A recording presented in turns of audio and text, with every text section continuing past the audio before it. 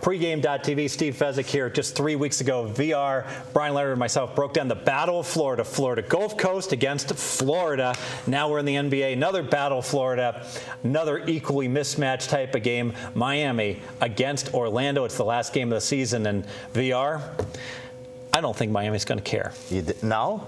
I don't think so. I doubt they're going to care. I agree with you here. The question is, does Orlando care? You know, here's what the only thing that worries me about Orlando. I tweeted this out when they played, I believe over the weekend, was it? Or right before the weekend. They had 19 wins. And only one time in their franchise history did they have 20 or less than 20 wins, and it was when they were the expansion team. Mm-hmm. And they wrote a big thing about it in the Orlando paper. And after reading this, they were playing a team that had beaten them all 3 times during the season, and I used your angle. I thought you don't want to lose to the same team, get swept, and they were getting 5 points at home, and they ended up winning that game straight up, and it was their 20th win. So they were able to get over that hump, and I think it was a good thing for them. And that's the only thing that worries me about their motivation level, because they got to that point. But on the road, believe it or not, this team's been more profitable than Miami's been at home. You've made more money betting Orlando on the road. Is a team that's won how many games this year? And yet, if you bet them on the road, you made more money than you have betting Miami at home, who's what, 36-4 there? That's pretty remarkable when you think it just shows how the point spread catches up to the great equalizer. No matter how much they absolutely stink. Bryan, let me give you a little history between these two teams. Orlando, I think you're aware of this. Orlando lost by 1 point to Miami, by 2 points to Miami, and they did have one game at home where they're a 13-point dog. I remember it well because I bet it. I was on it too. Gave it out as a free play, and they lost by 14, so we lost by 1 point on that game. That could have gone either way. And my theory here, this doesn't surprise me, is that Orlando sucks. We all know they know it.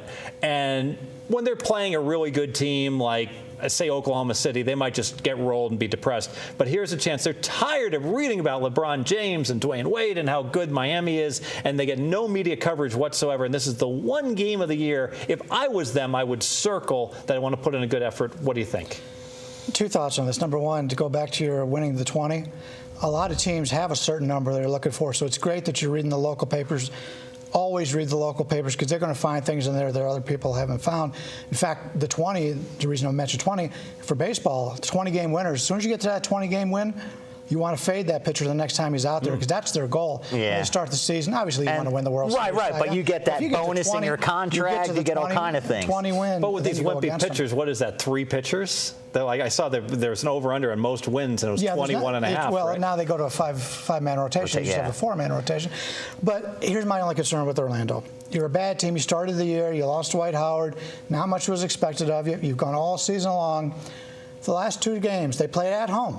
Figured you have a pretty good outfit at home. They lose to Chicago and Boston by combined 50 points. Now they go on the road. What really are they playing for? Like you said, they just got their 20th win. Obviously, they want to beat Miami. They're tired of Miami.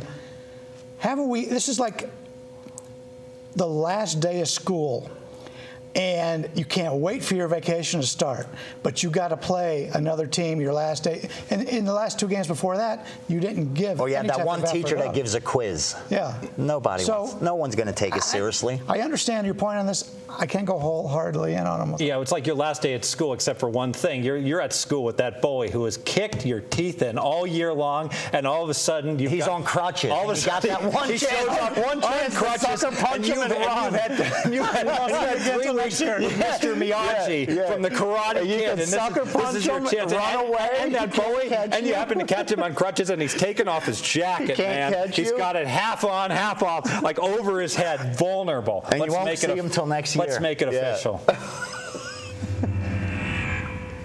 All right, I lost with this Orlando tragic. Plus 13, missed it by 1 point. Not only has this team played Miami tough this year, they played them tough last year. They are little brother. Here comes the big brother in on crutches. None of the big 3 playing. Hopefully Chalmers isn't going to play either. And what's great about this, you're getting a free roll, because what's going to happen is they're going to say, oh, they're questionable, doubtful. Then you go ahead and grab Orlando plus double digits. And if the Miami guys play, they're not going to play very many minutes, and you have a fair gamble. If they pull everybody out, now you're going to get 4 or 5 points better on the line. Get down early on this one. It's a winner. It's my best bet. Sunshine State sleeper. This one is. I like that. Write that down. Sunshine State sleeper. I didn't know he's taking the dog. You can't call the heat. Put him in the sleeper, baby. Excellent. When we come back, pregame.tv, one more game to break. Oh, I got a big game here. Houston, Lakers. Lakers, are they going to make the playoffs? Heck, they can be the number 7 seed. Why not? Hey, they could win it all. Stay with us. Pregame.tv. 200 to 1.